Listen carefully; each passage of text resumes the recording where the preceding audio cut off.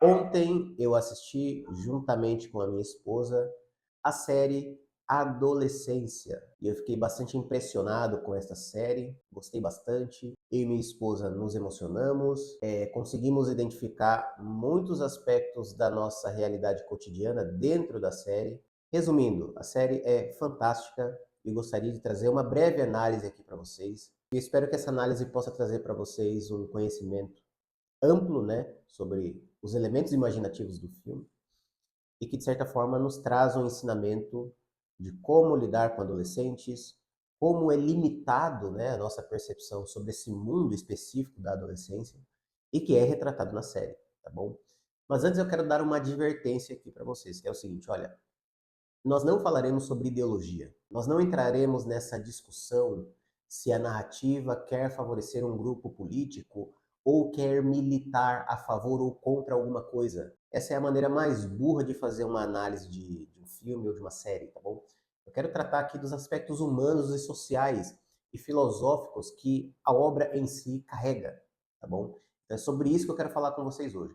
Já vou avisando também aqui que vai ter spoiler, tá bom? Então, se você ainda não assistiu a série, sugiro que você saia do vídeo, assista a série. É uma minissérie com 4 episódios, tá certo?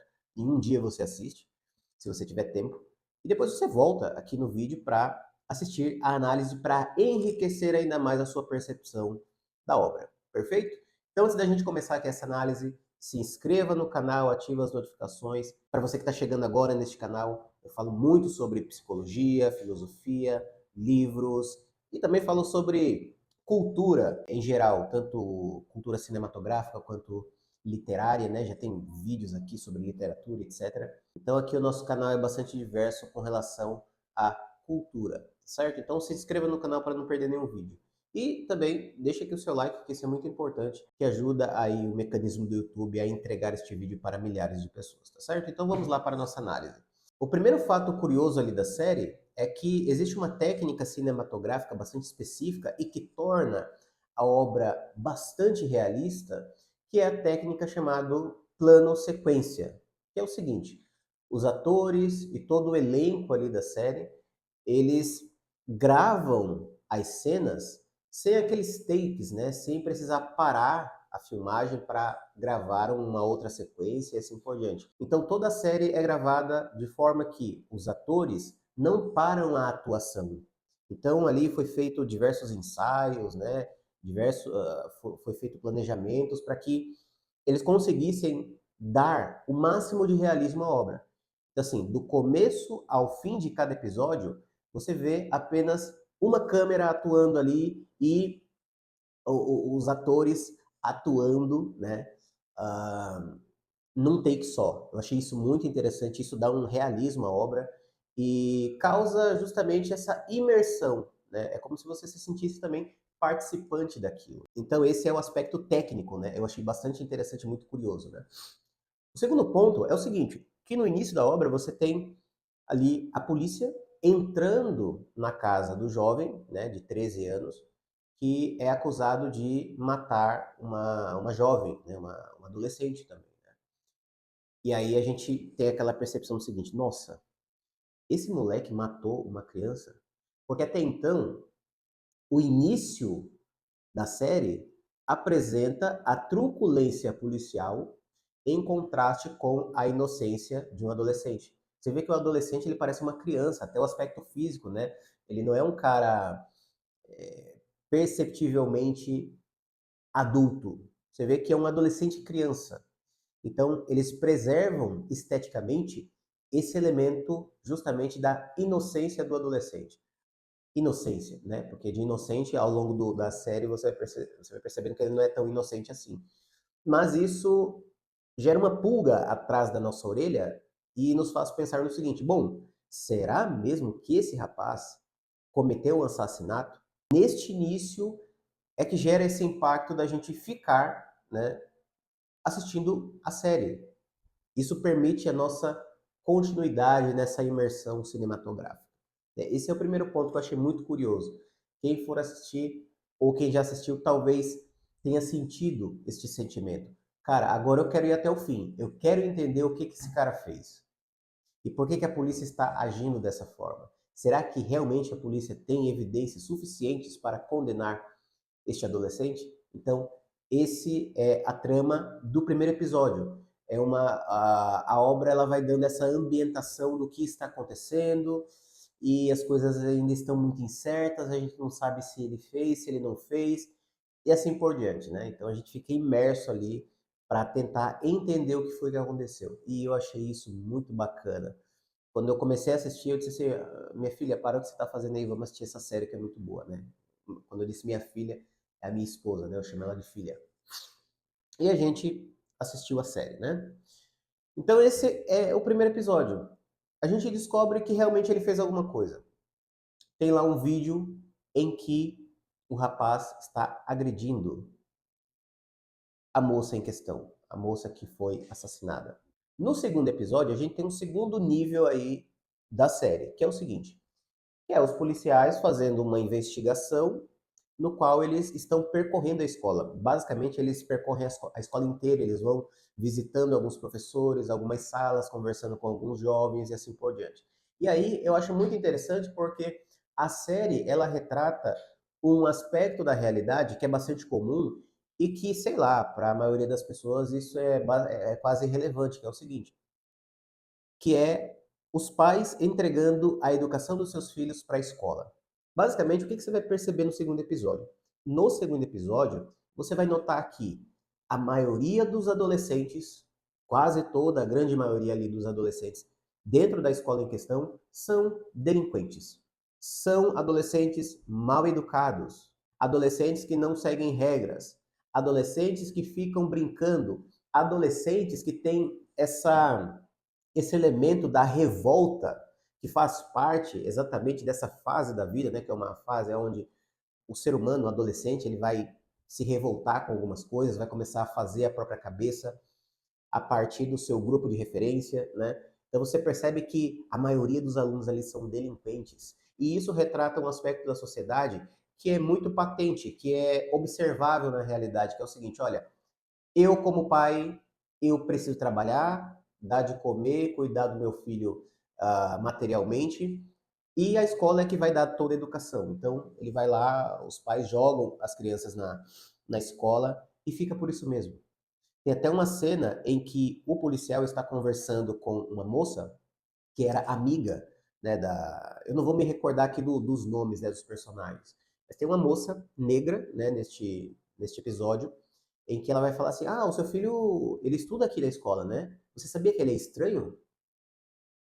E esse é o primeiro indício do seguinte: olha, os pais geralmente não conhecem essa segunda vida dos filhos. Eles não conhecem a fase da adolescência. Eles não conseguem se aprofundar no que os filhos estão fazendo enquanto eles estão trabalhando. Esse é um traço da nossa sociedade hoje. Você entrega um celular para uma criança, você dá um computador para ela e você não sabe o que ela faz ali na internet. Você não sabe o que ela consome na internet. E aí vai surgir um segundo ponto ali na investigação do policial no segundo episódio, que é o seguinte: o filho dele o chama para conversar e ele diz para o pai dele: olha, você está completamente perdido, porque tudo o que acontece na internet, no Instagram, tem um símbolo, né? E ele começa a explicar ali o que cada símbolo significa, os emojis, o que significa e assim por diante, né? Ou seja, os adolescentes criam uma linguagem digital que é codificada entre eles e os adultos não fazem a mínima questão de entender aquilo. E o pai fica chocado, porque ele chega lá para a colega de trabalho e diz o seguinte: olha, a gente está analisando a coisa pelo aspecto errado, né? Existe uma série de símbolos aí na internet que a gente não conseguiu decifrar, a gente nem sabia que existia. Então, para você entender que muitas das vezes a fase da adolescência de um jovem, ela é mal compreendida pelos pais. E os pais não dão a devida atenção. Então, assim, não é que o filme queira retratar uma realidade, mas ele mostra essa realidade de forma artística para que nós venhamos a entender com uma certa facilidade e que torne esse tema mais palatável, né? Porque até então a ciência social, por mais que venha a descrever este fato, Eu acredito que numa obra cinematográfica, fica mais fácil a gente trazer o público para a reflexão, porque a partir do momento que você assiste uma cena dessa, você se depara com uma cena dessa, é impossível a gente não pensar no seguinte: olha, como é que eu estou levando a vida de pai e de mãe? Como é que eu estou educando os meus filhos? Será que os meus filhos realmente estão fazendo um bom uso da internet? Então essa é uma discussão que pode ser colocada em sociedade através de uma obra cinematográfica. Não nessa palhaçada, né, de questão ideológica e você validar ou invalidar uma obra cinematográfica porque ela justifica comportamentos ou que ela apoia uma certa militância ou desaprova uma certa militância. Não, essa é a forma mais imbecil de você fazer uma análise cinematográfica. É necessário você observar a narrativa, você tentar descobrir a verossimilhança entre uma narrativa imaginativa com a realidade. Então, dentro desse aspecto, a gente percebe esses dois elementos no segundo episódio. O primeiro é a total delinquência dos jovens, porque eles já saem de casa para receber uma educação na escola, coisa que eles deveriam receber em casa. E aí você vê uma dificuldade dos professores em conter os comportamentos dos jovens. Né? Você vê o tempo todo a diretora da escola meio perdida, falando com um, falando com o outro, entrando numa classe e percebendo que o professor não consegue segurar as crianças, que as crianças não conseguem, os adolescentes não conseguem cumprir uma ordem. Assim, é uma escola de delinquentes. Essa que é a realidade. Por quê? Porque os pais não querem mais educar os seus filhos. Eles têm preguiça, ou eles estão pensando muito em dinheiro, em muitos recursos materiais, e esquecem que o que educa é a personalidade, é a presença do pai e da mãe na vida do filho. E aí eles tentam substituir isso com o ensino escolar, certo? É óbvio que a escola ela tem um certo requinte educacional, mas mesmo assim ela não ensina as crianças. E aonde está a prova disso? Acho que é no finalzinho do segundo episódio, o policial, que é o pai lá do garoto, né, ele começa a refletir e ele percebe que ele não ficou o tempo necessário com seu filho, ele não deu a atenção necessária. E aí chega no final do episódio, ele diz o seguinte: olha, entra aí no carro, vamos para algum lugar aí pra gente comer um sanduíche, eu tô com morrendo de fome e a gente passa um tempo junto. E o filho dele: ah, eu também estou com fome, então vamos lá. E aí, esse trecho é muito significativo da série. No último episódio, o pai dele vai perguntar o seguinte: ó, o que que você aprendeu hoje, né? Ele diz: ah, hoje eu aprendi francês. Ele: ah, então fala alguma coisa em francês aí. Você sabe falar francês? Ele: sei. E aí, o que que o filho vai falar? Ele vai falar bom dia, boa tarde, até mais em francês. Só isso que ele vai falar. Mas ele não fala francês. Ele não é fluente em francês. E num tom de brincadeira, o pai dele diz o seguinte: meu filho, você está matando a língua francesa, né? E o filho também, em tom de brincadeira ali, começa a soltar ali um francês fajuto, mas ele não aprendeu francês. Então veja bem, isso mostra o, a decadência que é as escolas, entende? Principalmente no Brasil, né? A Europa está se abrasileirando já há algum tempo, né? Mas em questão de péssima educação, acho que o Brasil está no topo de linha, né? No Brasil é o seguinte, se ensina inglês em todos os períodos da escola e quando sai da escola as crianças não sabem falar inglês, entende? Então isso mostra a decadência da escola e a decadência principal é a incapacidade dos pais educarem moralmente os seus filhos. Então, basicamente, o segundo episódio é composto por isso. O terceiro episódio mostra um nível psicológico, né, que eu acho que é bastante significativo, né? A série se inicia com uma mulher entrando ali no reformatório, né? E ela vai em direção para atender o rapaz que cometeu o crime, né? O adolescente que cometeu o crime. E a gente percebe ali um diálogo bastante simplório, é que é a cartilha psicológica, é o que se aprende nas universidades, né? É você tentar fazer ali uma anamnese, tentar entender a origem do comportamento daquele adolescente, Então ela vai começar a perguntar aspectos da vida dos pais do garoto. Então ela pergunta sobre o avô, pergunta sobre o pai, pergunta sobre os comportamentos do pai, se o pai é agressivo, se o pai é um cara normal. Então ela tenta ali encontrar alguma raiz familiar, né, alguma desestrutura familiar, para tentar entender o porquê que o menino agiu daquela forma. Bom, então o episódio inteiro é a psicóloga conversando com o garoto. Então, o rapaz, o jovem, ele vai ter mais ou menos ali uns 3 surtos de ira, né? Aonde ele vai bater no copo de chocolatado, ele vai bater na mesa, ele vai jogar a cadeira para trás. Então, ele tem ali diversos episódios de ira, de raiva. E ele vai se confrontar ali com a psicóloga, né? Bom, resumidamente, o rapaz engole a psicóloga. A psicóloga não consegue compreender as motivações daquele rapaz, daquele adolescente. Ela não consegue concluir o porquê que ele fez isso. E aqui existe uma outra crítica. Cara, a psicologia moderna é justamente isso. Os psicólogos e psicólogas são completamente despreparados para entender a psique humana. Por quê? Porque desistiram, a psicologia moderna desistiu da espiritualidade, a psicologia moderna se apegou muito a Freud, né? Ou seja, tudo tem teor sexual, tudo tem impulso sexual, não existe nada de profundo mais no ser humano, a não ser os comportamentos que são condicionados aos comportamentos dos pais. Cara, a psicóloga fica perdida. No final do episódio, ela sai chorando. Por quê? Porque ali é o resumo da incompreensão. Ninguém sabe o porquê que aquele moleque cometeu aquele crime, entende? E existe, obviamente, uma coisa que está implícita, mas que não aparece, que é o seguinte, pô, é questão espiritual, velho. Entendeu? É óbvio que, diante de uma sociedade sem religião, porque ali é uma Europa completamente pagã, essa série também representa justamente a decadência da Europa, a decadência espiritual da Europa, né? Porque a espiritualidade foi o que constituiu a Europa.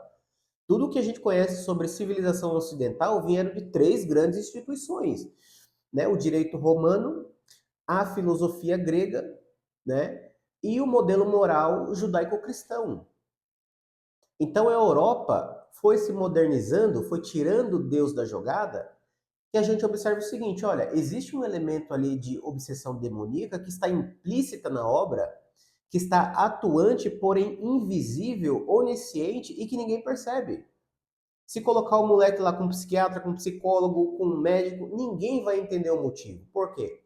Porque o elemento espiritual não existe mais nas narrativas ficcionais que vêm da grande literatura da Europa. Para você ver, existe uma obra chamada The Demon, de um romancista chamado Hubert Selby Jr., onde ele vai contar também a narrativa de um personagem que quer subir na carreira e que tem um vício de cantar mulheres casadas, né? Ele faz sexo com elas e depois de fazer sexo 2, 3 vezes ele abandona essas mulheres, né? E ao longo da obra ele consegue subir de carreira, ele consegue alcançar um patamar social aceitável, né, digno para ele, e ele também se casa, mas ele não consegue deixar esse vício de cantar mulheres casadas. Então, ao longo da obra, a gente vai percebendo que o personagem é um obsesso demoníaco. Ele está passando ali por um processo de obsessão, não de possessão, porque possessão, a pessoa fala estranho, grita, etc. Ele está possuído por uma entidade demoníaca. Na obsessão, não. A obsessão faz o indivíduo fazer práticas que muitas das vezes ele não consegue racionalizar. Ele é levado pelas circunstâncias.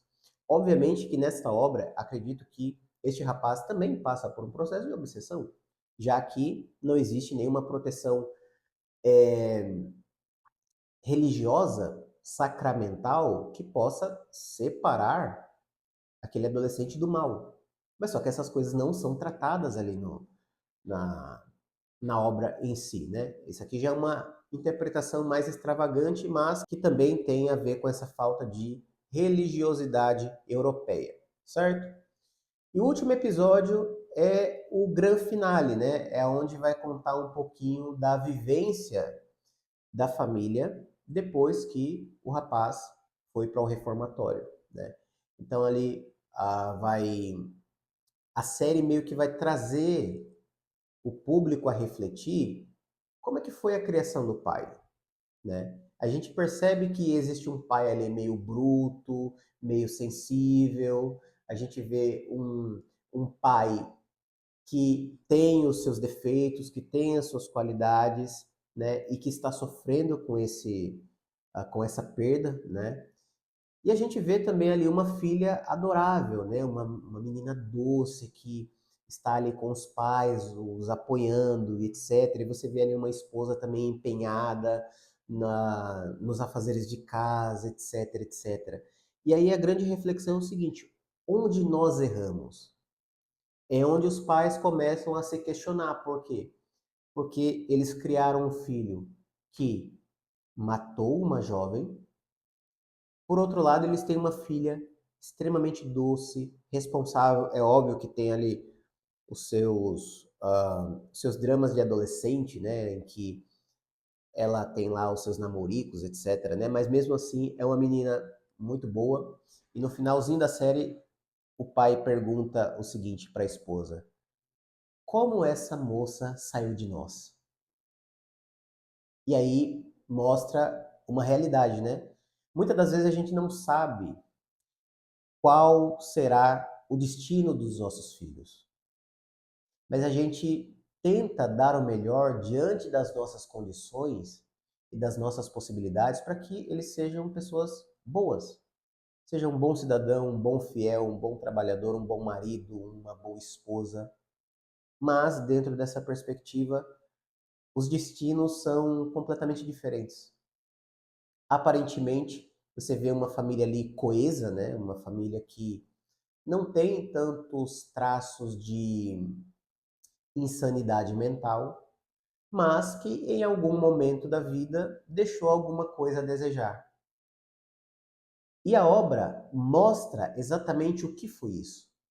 Que foi justamente essa liberdade que as crianças, os adolescentes têm com a internet. Existe um momento ali do finalzinho da série em que a mãe vai dizer o seguinte: olha, mas eu achava que ele estava seguro dentro do quarto.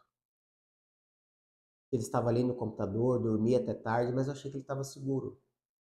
Veja bem, quem tem um computador ou um celular com internet nunca está seguro. Porque a internet, ela é um mundo sem fronteiras. Sei lá, Donald Trump faz um pronunciamento no Instagram, ele escreve alguma coisa ali no Instagram. Rapidamente, se eu não souber inglês, eu vou lá e traduzo o que está escrito ali e eu entendo a mensagem do Donald Trump. Entendeu? Então, assim, não existe fronteiras mais. Não existe fronteiras. E aí surge aquela questão, né? Cara, e é uma das coisas que surgiu aí com a discussão sobre esta série, né? Devemos regulamentar a internet. Bom, será que essa é, de fato, uma opção para que os jovens não se percam com a internet? É claro que não. A internet precisa ser livre. A discussão que a gente precisa levantar é a seguinte: os pais é que precisam regulamentar a internet dentro da sua própria casa, colocar limites, estabelecer horários, fiscalizar o que os filhos estão acessando, para que eles não sejam influenciados, né? Porque essa fase da adolescência, é óbvio, é uma fase em que o indivíduo está aberto para adequação pessoal a um grupo de referência, né? Então, assim, adolescente muitas das vezes se esquece que tem pai e que tem mãe e preferem, né, obedecer às regras bastante restritas do seu grupo, naquele grupinho que ele fez na escola, naquele grupinho que ele tem ali no seu bairro, né? Então fica mais fácil a adequação do adolescente aos códigos de conduta que regem aquele grupo. Então essas coisas precisam ser limitadas. Os pais precisam entender o que está acontecendo nesta idade em específico. Então é essa a discussão que essa série pode promover. Então assim, se você não assistiu ainda, sugiro que você assista. Se você já assistiu, eu espero que essa análise tenha te ajudado a compreender melhor o que você assistiu, que essa análise possa abrir o teu horizonte de percepção para que você consiga observar com uma certa profundidade outras obras cinematográficas, certo? Então é isso, pessoal. Se você ainda não é inscrito no canal, se inscreva, ative as notificações para você não perder nenhum vídeo e deixa aqui o seu like, porque isso é muito importante para o crescimento do nosso canal, tá certo? É isso aí, pessoal. Tamo junto e até o próximo vídeo.